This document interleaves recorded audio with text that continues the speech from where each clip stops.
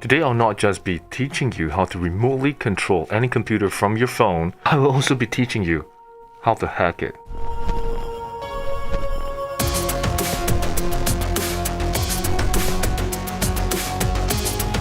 I mean, what do you expect? You want me to do a video without hacking? Well, then my name would be Mr. Hacker Loy, would it? So the first thing you need is a Windows computer right here. It could be a laptop, it could be a desktop, it could be a VM, it could be whatever, right? So the whole idea behind it is you need a target. I mean, without a target, there's literally nothing to do. Now the second tool you need or device you need is a phone, right? So a phone would then allow you the ability to download, say, Termux, and from Termux you're able to run Kali Linux within it, and from Kali Linux you're now able to probe the device to check for something called RDP. So RDP is a remote desktop protocol that allows you to remotely connect over into a targeted device, and then after which being able to look into the screen of it and click around, right? So you are able to do lots of things from there. So yeah, in a large sense, I am teaching you how to hack from your phone. And before we get started, kids, remember, hacking is illegal. If you get caught hacking, don't tell them you know it's Mr. Hacker Loy. And the next thing you need to seriously do is to smash the like button, turn on notification to the channel so that you don't get hacked. So now, let's go. So the first thing you need is, of course, a computer in order for you to target into, okay? So what you can do is go to the bottom left side, you go ahead and enter remote access, all right? Allow remote access to your computer, hit enter on the first one. And you can see right here, okay, we have something really interesting. This is the part we're focusing on, remote desktop, okay? And we want to tick on to the second option, which is allow remote connections to this computer. So go ahead and select onto the second option, allow remote connections to this computer, and you want to select users. So in this case, I've selected Loy Liang Yang as the user. So these are the users within the computer who are then allowed to use their credentials to access into the desktop through remote desktop protocol. And once you're ready, click OK, click apply, click OK again, done. And what you need to do next is to take out your phone and go into Google Play Store. So if you're on Android, all right, so of course if you're on iPhone, you can go into Apple App Store. So once you click on the Google Play Store, you want to search, in this case, for Microsoft Remote Desktop. Go ahead and click on it. And once you clicked in, go ahead and download it, install it, and right here you can see I have already downloaded and installed it. So go ahead and click open.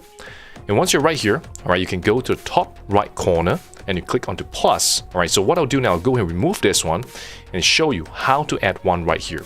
The top right corner, click plus, add PC. All right, so here you can see that there is an identification within the network that you're in, which has the computers that are open to remote desktop connection. Okay, so here I can double click onto one of them. All right, this is the target I have here. And once you have it, go ahead and click connect. And what you need to do now is to supply the username and the password that was used or that is used to log in into the Windows computer. So I go ahead and enter Loy Liang Yang as the username and the password. Of course, in this case, we don't know the password. I enter the password right here now. Of course, you're able to see that. Click continue and connect. Boom, we are in.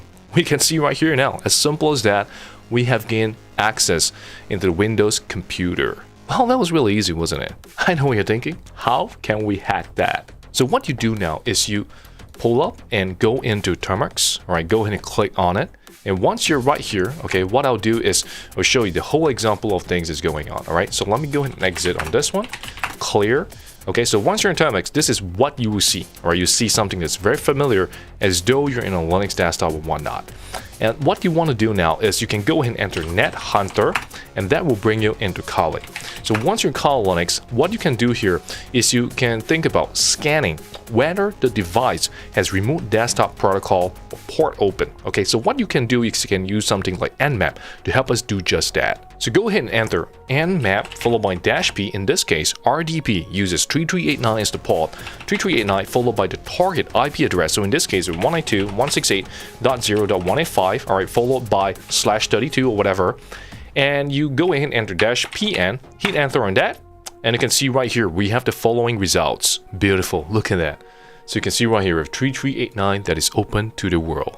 And what we can do next is to use tools like Hydra, Crowbar to help us brute force into the RDP service. So what I can do here now is to create a file that will store all these credentials. So in this case, say for example, what I can do now is go ahead and enter vim or crats.txt.